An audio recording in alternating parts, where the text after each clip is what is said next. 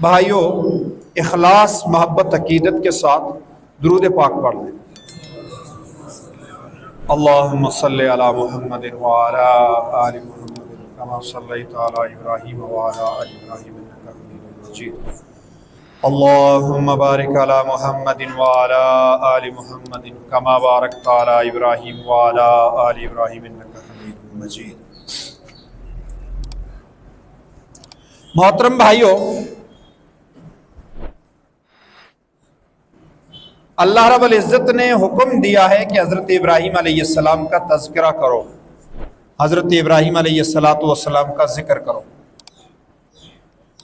آج کی اس مجلس میں حضرت ابراہیم علیہ السلام کے ذکر میں سے اس ذکر کو منتخب کیا ہے کہ حضرت ابراہیم علیہ السلام نے اللہ رب العزت کی عبادت کے لیے عبادت کے مراکز قائم فرمائے، اور حضرت ابراہیم علیہ السلام نے عبادت کے عظیم الشان مرکز بیت اللہ کو آباد کرنے کے لیے دعائیں فرمائیں۔ بس صرف یہی تذکرہ ہے۔ واقعات تو آپ کے علم میں ہیں، میں واقعے کا ایک تذکرہ کر کے اس سے ایک موتی چنوں گا اللہ رب العزت کی توفیق سے۔ سیدنا ابراہیم علیہ السلام مکہ معظمہ میں تشریف لائے، حضرت اسماعیل علیہ السلام سے ملاقات کی اور فرمایا کہ اب مجھے اللہ رب العزت نے یہ حکم دیا ہے کہ جہاں آپ کی اہلیہ اور آپ کا بیٹا آباد ہیں وہاں اللہ کا گھر تعمیر کرو۔ آپ نے میرے ساتھ کام کرنا ہے۔ تو حضرت اسماعیل علیہ السلام اور حضرت ابراہیم علیہ السلام نے مل کر بیت اللہ شریف کی تعمیر فرمائی۔ قرآن مجید کا یہ واضح اعلان ہے کہ سب سے پہلا گھر اللہ کی عبادت کا سب سے پہلا مرکز جو ہے وہ بیت اللہ شریف ہے۔ مورخین، مفسرین، محدثین نے اپنے ذرائع علم کے ساتھ یہ بات واضح فرمائی ہے کہ بیت اللہ شریف کو سب سے پہلے حضرت آدم علیہ السلام نے بنایا تھا۔ طوفان نوح میں حضرت آدم علیہ السلام کی تعمیر جو تھی وہ ختم ہو گئی، اور وہاں پر ایک بلند ٹیلا جو تھا وہ رہ گیا۔ حضرت ابراہیم علیہ السلام نے اسی مقام پر دوبارہ بیت اللہ کو تعمیر فرمایا ہے۔ قرآن مجید فرقان حمید کے مطابق حضرت ابراہیم علیہ السلام نے بیت اللہ شریف کی تعمیر فرمائی۔ اسرائیلی روایات میں اور ہماری تفسیری روایات میں یہ بات بھی موجود ہے کہ مسجد اقصی کی تعمیر بھی حضرت ابراہیم علیہ السلام نے فرمائی، اور بیت اللہ شریف کی تعمیر بھی حضرت ابراہیم علیہ السلام نے فرمائی۔ اب ایک بیٹا جو ہے وہ شام میں آباد ہے، فلسطین ارض مقدس میں ہے، تو اس کے لیے مسجد اقصی بنائی کہ آپ نے یہاں اللہ کی عبادت کرنی ہے اور اپنی اولاد کو یہاں اللہ کی عبادت کا یہ مرکز بتانا ہے، ان کا رجوع اس طرف۔ اور دوسرا عرب کے اندر مکہ معظمہ میں بیت اللہ شریف بنایا کہ یہاں جو لوگ ہیں وہ اس جگہ کی عبادت کریں، لیکن پہلے جو گھر بنایا ہے وہ بیت اللہ شریف ہے۔ جو مسجد اقصی تھی بعد میں مختلف جنگوں کی وجہ سے وہ بھی منہدم ہو گئی۔ بعد میں حضرت سلیمان علیہ السلام نے مسجد اقصی کی تعمیر فرمائی۔ یہ واقعہ بھی قرآن مجید کے اندر موجود ہے۔ مسلمانوں کا پہلا قبلہ اور انبیاء کرام کا پہلا قبلہ وہ بیت اللہ شریف ہی ہے۔ یہ جو بات ہم کہتے ہیں مسلمانوں کا پہلا قبلہ جو ہے وہ مسجد اقصی ہے، یہ بات غلط مشہور ہو گئی ہے۔ پہلا قبلہ مسجد اقصی نہیں ہے، پہلا قبلہ بیت اللہ شریف ہی ہے۔ صرف 18 مہینے ہجرت کرنے کے بعد رسول اللہ صلی اللہ علیہ وسلم نے ایک حکمت کے تحت بیت المقدس کی طرف رخ کر کے نماز پڑھی تھی، اور بعد میں اللہ رب العزت نے حکم دے دیا کہ نہیں، بیت اللہ کی طرف ہی رخ کر کے نماز پڑھو۔ تو لہٰذا پہلا قبلہ جو ہے وہ بھی بیت اللہ شریف ہے۔ دونوں گھر اللہ کی عبادت کے عظیم الشان مراکز ہیں، لیکن حج صرف بیت اللہ کا ہوا ہے، بیت المقدس کا حج کبھی بھی نہیں ہوا ہے۔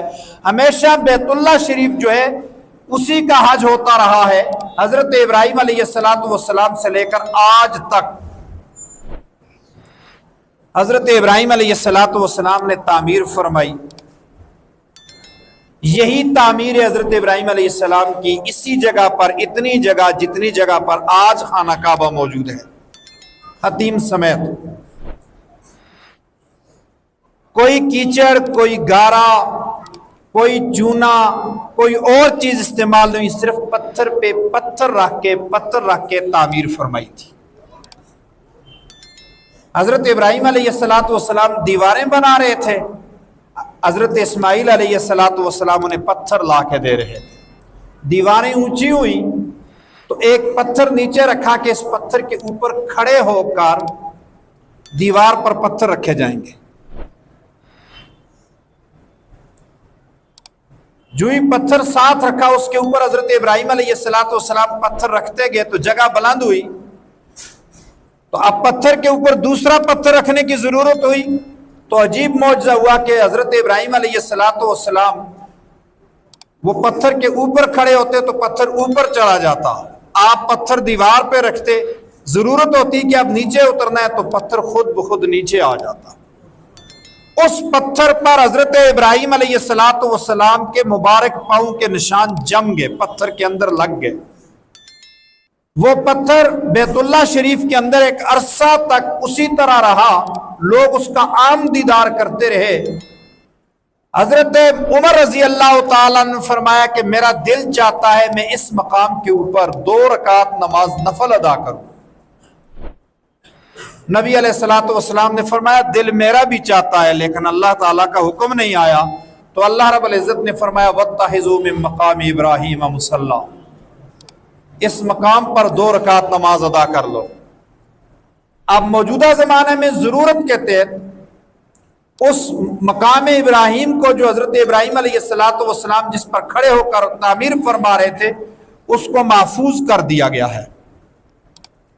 وہ شیشے کے اندر محفوظ ہے، ہر شخص کی رسائی وہاں تک نہیں ہے، لیکن اس کے پاس میں جا کر جو شخص نماز ادا کرتا ہے اس کی نماز ادا ہو جاتی ہے، اس کو وہ ثواب کا مقام مل جاتا ہے۔ مزدور کام کرتے ہیں تو ساتھ گنگناتے رہتے ہیں۔ حضرت ابراہیم اور حضرت اسماعیل علیہ السلام بیت اللہ کو تعمیر کر رہے ہیں اور ساتھ نغمہ گنگنا رہے ہیں، ربنا تقبل منا انک انت السمیع العلیم، ربنا تقبل منا، یا اللہ اسے قبول فرما لے، یا اللہ اسے قبول فرما لے، یا اللہ اسے قبول فرما لے۔ اللہ رب العزت نے اسے قبولیت کا اعلیٰ مقام عطا فرما دیا۔ جب بیت اللہ شریف کی تعمیر پوری ہوئی تو اللہ رب العزت نے حکم دیا کہ اب لوگوں میں اعلان کرو کہ وہ اس گھر کے دیدار کے لیے آیا کریں، حج ادا کیا کریں۔ تو حضرت ابراہیم علیہ السلام نے فرمایا آرنا مناسکنا، یا اللہ یہاں عبادت کے جو کام ہیں، جو عبادت کا طریقہ ہے، جو عبادت ہے، وہ بھی ہمیں سکھا۔ اور الہ العالمین ہم اعلان کریں گے تو سنے گا کون، کہاں تک آواز جائے گی؟ اللہ رب العزت نے فرمایا اذن فی الناس بالحج، آپ اعلان کریں، لوگوں کو سنانا میرا کام ہے، قیامت تک آنے والے لوگوں کو بلا کر بیت اللہ میں لانا اور جمع کرنا یہ میرا کام ہے۔ تو حضرت ابراہیم علیہ السلام نے اعلان کیا، اذان دی، لوگوں اللہ کا گھر تعمیر ہو گیا ہے، اللہ کا گھر بن گیا، آؤ یہاں اللہ کی عبادت کرو۔ وہ عبادت کا عظیم الشان گھر آج بھی ہے اور قیامت تک ہے، اور اللہ رب العزت نے اسے مثابۃ للناس بنایا۔ اور اس روایت پر اعتماد ہو کہ یہ حضرت آدم علیہ السلام نے بنایا اور حضرت آدم کا قبلہ بھی تھا، تو گویا حضرت آدم سے لے کر قیامت کی صبح تک آنے والا ہر وہ شخص جو مومن ہے اس کا قبلہ بیت اللہ شریف ہے۔ حضرت ابراہیم علیہ السلام نے دعائیں فرمائی. ایک دعا حضرت ابراہیم علیہ السلام نے اپنے والد کے لیے فرمائی، وہ قبول نہ ہوئی. اور ایک دعا ایسی ہے جو اولاد کے لیے بھی کی تو وہ بھی قبول نہ ہوئی. باقی دعائیں قبول ہوئی. والد کے لیے دعا کی کہ یا اللہ اس کو ایمان کی دولت عطا فرما، ان کے لیے استغفار کرتے رہے. اللہ رب العزت نے روک دیا، نہیں اب ان کے لیے دعا نہیں کرنی. جب اللہ تعالیٰ نے روک دیا تو پھر اس کے بعد کی بھی نہیں. اور اولاد کے لیے جو دعا فرمائی جو قبول نہیں ہوئی، حضرت ابراہیم علیہ السلام نے بہت ساری دعائیں کی، اور ان میں سے بالخصوص اپنی اولاد کے لیے جو دعا فرمائی، اللہ رب العزت نے فرمایا ابراہیم میں نے آپ کو لوگوں کا امام بنایا ہے، لوگوں کا پیشوا بنایا ہے. حضرت ابراہیم علیہ السلام نے فرمایا یا اللہ میری اولاد میں سے بھی وَمِن ذُرِّيَّتِي میری اولاد کو بھی یہ امامت عطا فرما. تو اللہ رب العزت نے فرمایا لا ينال عهد الظالمین، آپ کی اولاد میں سے جو ظالم ہوگا اس ظالم کے لیے یہ دعا قبول نہیں ہوگی. حضرت ابراہیم علیہ السلام نے تو اپنی ساری اولاد کے لیے دعا فرمائی تھی کہ حضرت اسماعیل ان کی اولاد ان کی اولاد ان کی اولاد ان کی اولاد. تو فرمایا کہ اس اولاد میں سے جو شخص بھی ظلم کرے گا اس کو یہ امامت نہیں ملے گی، ظالم کو امامت نہیں ملے گی. حضرت ابراہیم کی دعائیں دیکھیں. وہاں حضرت ابراہیم علیہ السلام نے اپنی اہلیہ حضرت حاجرہ اور اپنے بیٹے حضرت اسماعیل کو آباد کیا ہے. انہی لوگوں سے وہ آبادی ہوئی ہے. تو حضرت ابراہیم علیہ السلام دعا فرماتے ہیں رب اجعل ھذا البلد رب اجعل ھذا بلدا آمنا، یا اللہ اس شہر کو پر امن شہر بنا. شہر آباد نہیں ہوا ہے، پہلے دعا کیے یا اللہ امن بنا، یا اللہ امن عطا فرمانا. شہر آباد ہوا اور آج دنیا کا بڑا شہر ہے، وہ امن کی دعا فرمائی. اپنی اولاد کے لیے دعا کریں تو یہ دعا کیا کریں یا اللہ ہماری اولاد کو امن عطا فرما. اپنے ملک کے لیے بھی دعا کریں تو امن کی دعا کریں. حضرت ابراہیم علیہ السلام نے شہر آباد کیا اور پہلی دعا کی یا اللہ امن عطا فرما. امن ہے تو رزق بھی ہے، امن ہے تو عبادت بھی ہے، امن ہے تو اسلام پر عمل بھی ہے، امن ہے تو دین پر عمل بھی ہے. اور بدامنی ہو گئی ہے، فساد ہو گیا ہے، بگاڑ پیدا ہو گیا ہے، تو وہاں پھر نہ عبادت طریقے سے ہو سکتی ہے، نہ اسلام کے اصولوں پہ عمل ہو سکتا ہے، نہ دین وہاں پر قائم رہ سکتا ہے. لہذا امن سب سے پہلی ضرورت ہے، امن کو قائم رکھنا ضروری ہے. اور آج دنیا کی دجالی قوتوں کا پہلا وار یہ ہے کہ دنیا میں بدامنی پھیلا دو، امن سے کوئی نہ رہے، سکون سے کوئی نہ رہے. حضرت ابراہیم نے دعا فرمائی، اللہ رب العزت نے بیت اللہ شریف کو امن کا مرکز بنا دیا. اب بیت اللہ شریف کے اندر کسی چمٹی کو مارنا بھی جائز نہیں ہے، بیت اللہ شریف کے اندر شکار کرنا جائز نہیں ہے، بیت اللہ شریف کے اندر جا کر کسی دشمن کو مارنا جائز نہیں ہے، بیت اللہ کے اندر لڑائی کرنا جائز نہیں ہے، بیت اللہ میں ہتھیار اٹھانا جائز نہیں. اور بیت اللہ سے مراد پوری حدود حرم ہے. پورا مکہ معظمہ امن کا مرکز بن گیا اور آج تک ہے. فساد کرنے کی کوششیں ہوتی رہی، لیکن جن لوگوں نے فساد کرنے کی کوشش کی وہ ناکام ہوئے.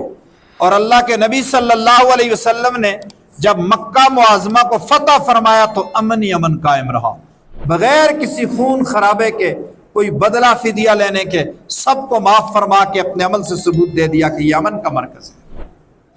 حضرت ابراہیم علیہ السلام کی دوسری دعا تھی وَارْزُقْ أَهْلَهُ مِنَ الثَّمَرَاتِ مَنْ آمَنَ مِنْهُمْ بِاللَّهِ وَالْيَوْمِ الْآخِرِ. یا اللہ یہاں جو میری اولاد آباد ہوگی اسے رزق عطا فرما. اولاد کے لیے دعا کرو، ان کے رزق کے لیے دعا کیا کریں. رزق کے لیے دعا کی، یا اللہ امن کا شہر آباد تو ہو گیا ہے، اب یہاں رزق بھی عطا فرما. بظاہر رزق کے اسباب نہیں تھے، اللہ رب العزت نے پوری دنیا سے رزق کو وہاں جمع کر دیا، آج بھی ہے اور ہمیشہ رہے گا. حضرت ابراہیم علیہ السلام نے اس دعا میں فرمایا، چونکہ پہلی دعا کے جواب میں یہ تھا کہ لا ینال عہد الظالمین، जालिमों के लिए ये इमामत का रुतबा नहीं होगा। तो हजरत इब्राहीम अलैहिस्सलाम ने यहाँ पर ईमान की शर्त लगा दी, अल्लाह जी मेरी औलाद में से, यहाँ आबाद रहने वालों में से जो अल्लाह पर और क़यामत पर आखिरत पर ईमान रखेंगे, इलाहुल आलमीन उनके रिज्क में बरकत अता फरमा, उन्हें समरात का रिज्क अता फरमा।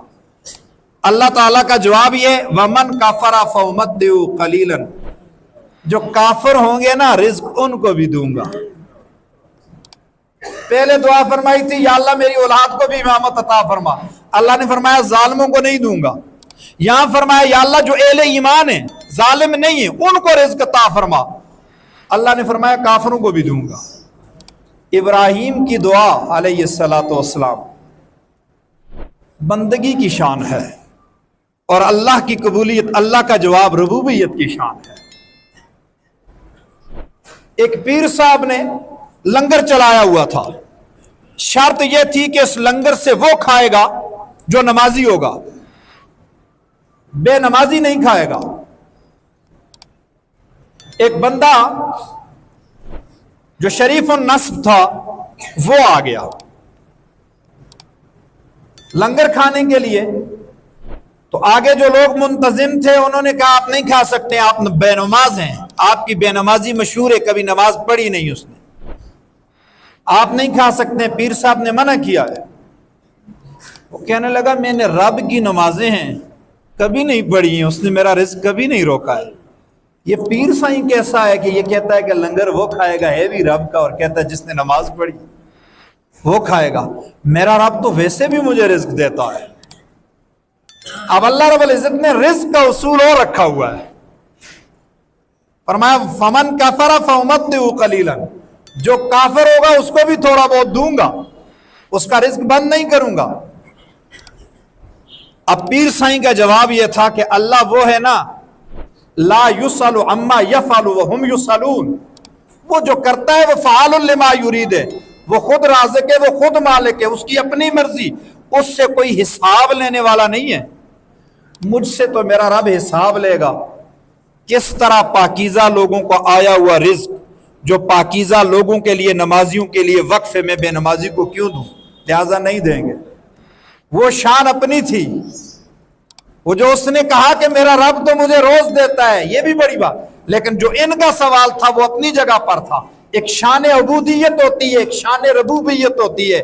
शान अबूदियत में हजरत इब्राहीम फरमाते हैं अल्लाह मोमिनों को रिज्क अता फरमा, मेरी औलाद में से जो मोमिन है उनको रिज्क अता फरमा। अल्लाह फरमाते हैं जो काफिर हुए उनको भी दूंगा, लेकिन फिर उनका अंजाम यह होगा कि उनको सख्त अजाब की तरफ लेकर जाएंगे। हजरत इब्राहीम ने दुआ फरमाई, रब्बना वबास फीहिम रसूलन मिनहुम यतलू अलैहिम आयातिका व युअल्लिमुहुमुल किताबा वल हिकमता व युज़क्कीहिम इन्नका अंतल अज़ीज़ुल हकीम। ऐ मेरे रब, जब मेरे इस शेर को आप आबाद कर दें, इसको अमन वाला बना दें, इसे इबादत का मरकज़ बना दें, फिर इसमें एक ऐसा मुहल्लम भेजें जो दीन सिखाए, फिर उसमें ऐसा एक मुज़क्की भेजें जो लोगों को पाक करे, फिर उसमें ऐसा एक कारी हो जो कुरान, जो आयात तेरी तिलावत फरमाए, जो हिकमत सिखाए। अल्लाह रब्बुल इज़्ज़त ने इस दुआ को मुहम्मदुर रसूलुल्लाह सल्लल्लाहु अलैहि वसल्लम की सूरत में पूरा फरमाया। हजरत इब्राहीम का एक बेटा हजरत इसहाक, वो शाम में आबाद है और उनकी औलाद में सारे अंबिया इकराम बाद में आए हैं, तकरीबन सारे अंबिया उन्हीं की औलाद में। शहर वही आबाद हैं, तिजारतों का मरकज वही जगह है, और इधर मक्का मुअज़्ज़मा, यहां कोई नबी नहीं आया, कोई नबी नहीं आया, कोई नबी नहीं, यहां तक कि आखिर में इमामुल अंबिया आ गया, मुहम्मदुर रसूलुल्लाह सल्लल्लाहु अलैहि वसल्लम। दुनिया के बुतकदों में पहला वो घर खुदा का, हम है पासवां उसके, वो पासवां हमारा। नील के साहिल से लेकर ताबहा के काशगर, एक हूँ मुस्लिम हरम की पासबानी के लिए, नील के साहिल से लेकर ताबहा के काशगर। अल्लाह रब्बुल इज़्ज़त हमें अपने मरकज के साथ पूरी कुव्वत और पूरे यकीन और ईमान के साथ वाबस्ता रखे और हज और उम्रा की तौफीक अता फरमाए। वमा अलैना इल्लल बलागुल मुबीन। इस वीडियो को लाइक करें, हमारे चैनल को सब्सक्राइब करें। बेल आइकन जरूर प्रेस करें हमारी न्यू वीडियो सबसे पहले देखने के लिए। सब्सक्राइब करने के बाद ना घंटी बजा देना ताकि जब भी मैं कोई न्यू वीडियो अपलोड करूं तो तुम्हारे फोन की घंटी भी बजे।